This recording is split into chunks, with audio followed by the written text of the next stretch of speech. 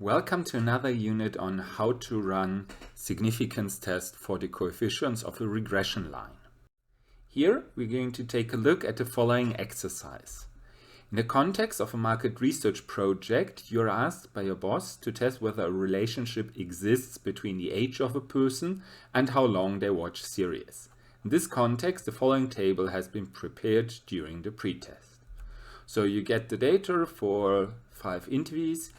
You have the age and the series consumption, with the age being the independent, the series consumption being the dependent variable. So the first part, calculate the coefficients of the regression line that describes the relationship between age and series consumption.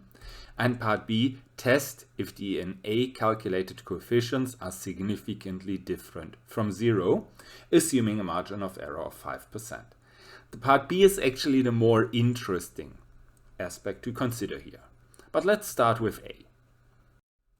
In A, well, first off, we copy the table as is, and then we add few lines, few columns, few rows to this table. So we start by adding, first off, a new row where we square all the x values, so all the independent variable values, which here are the values for age. So that's 15 squared, 28 squared, and so forth. In addition, we also add one row where we have age times series consumption, or x times y. So it's 15 times 25, giving us a 375, 28 times 17, so 476, and so forth. In addition to this, we also add, well, 1 or 2 columns at the end. Here we're going to add first of the sums of the observations we have before. Now we divide this by the number of observations, giving us the average. Well, in this part we only would need really this column with the averages. I'm going to do this here because later on we have a similar table, and then we also need the sums. So here, well, we need the averages because with those 4 values we can calculate slope and intercept of our regression line. For this, well, first off, we start with the slope. We can use this formula, which is just the average of x times y. So that's the last row here in our table, and the average is exactly the 415.2. So we copy this here, and we subtract the average of x times the average of y. So we subtract 29, average of x, and 16.4, average of y. We have this here. All of this is then divided by, that's a bit harder to read, that's actually the average of x squared. That's why we had this row here. So we take the average from this row, the 934.2, that's that one, and we subtract the average of x, the 29, to the power of 2.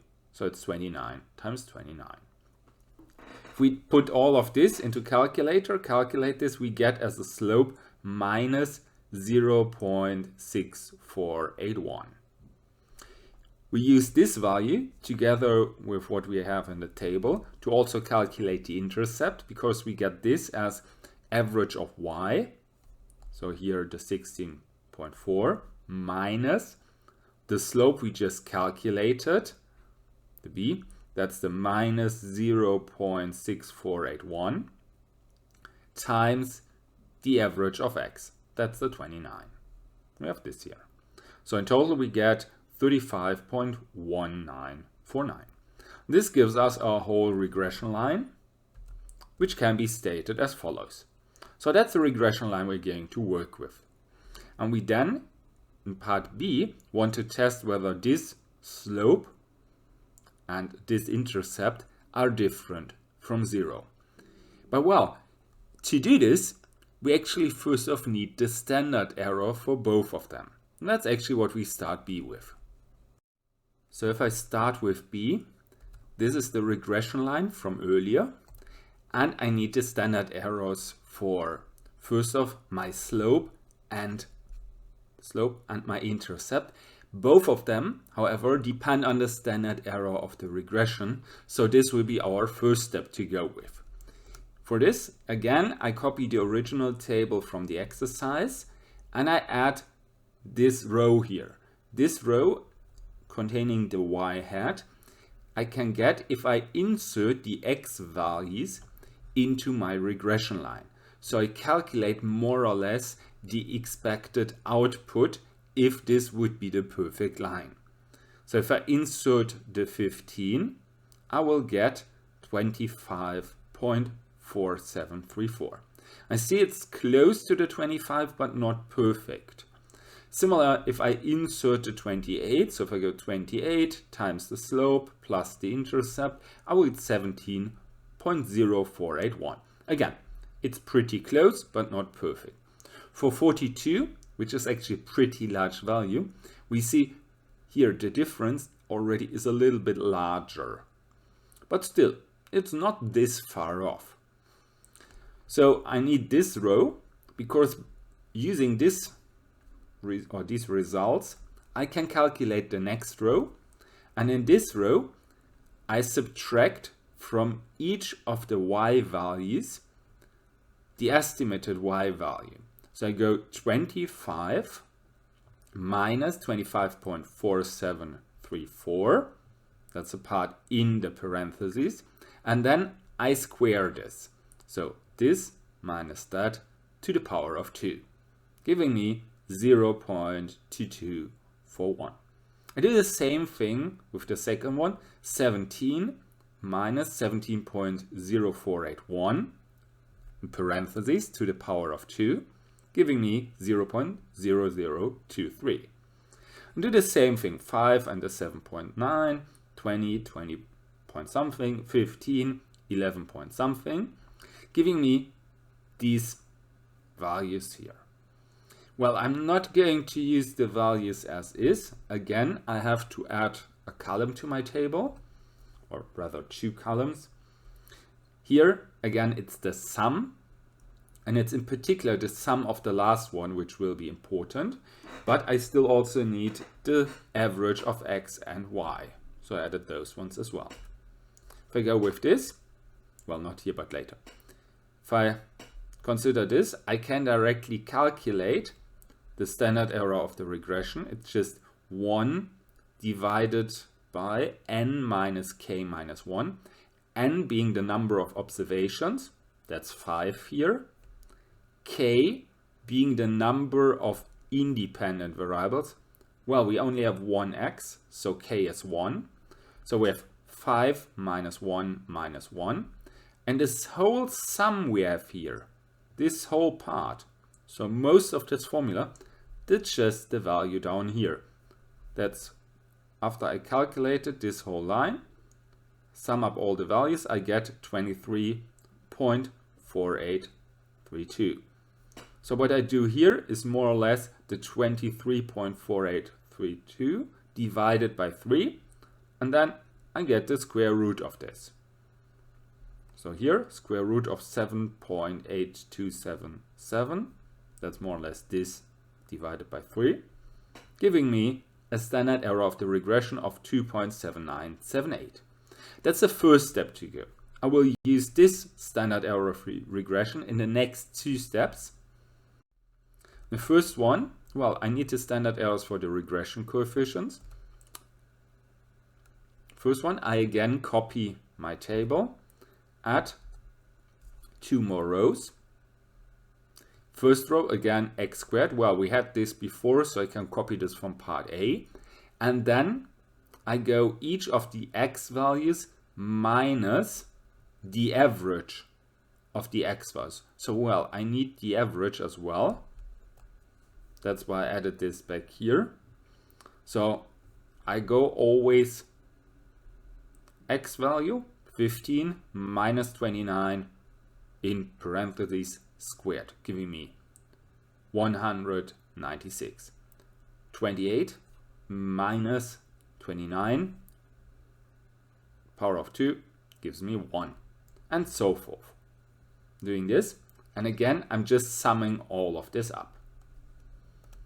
Then I can use the formula for the standard error of, here it's A, so that's for my intercept. In the upper part of this fraction, I have the sum over all x squares. That's why I have this column here, because now I'm going to use this column here, and in particular I use this column for the x squared. So I'm using the 4671. That's the whole upper part. Then I divide this by n being again the 5 observations, and this sum. This whole sum is the sum of the last row. That's the 466. So it's just 4671 divided by 5 times 466, but take the square root out of this and have to multiply all of this with the standard error of my regression. That's actually what I did in the slide before. That's the 2.7978. So I put all of this into my calculator. I get 3.9614. This being the standard error I can use when testing, in the next big step, whether the intercept is significantly different from 0. But well, before we get there, we also need the standard error for our slope. So we need SB as well. Well, we can do this with a similar formula, which is actually much easier than the one before, because in the upper part we have a 1 and we do not have the n here anymore, but this is still the same. So it's basically just copy what we have here, standard error of the regression, square root of, then those two I can actually cancel out, I can leave out. I only have 1 divided by 466.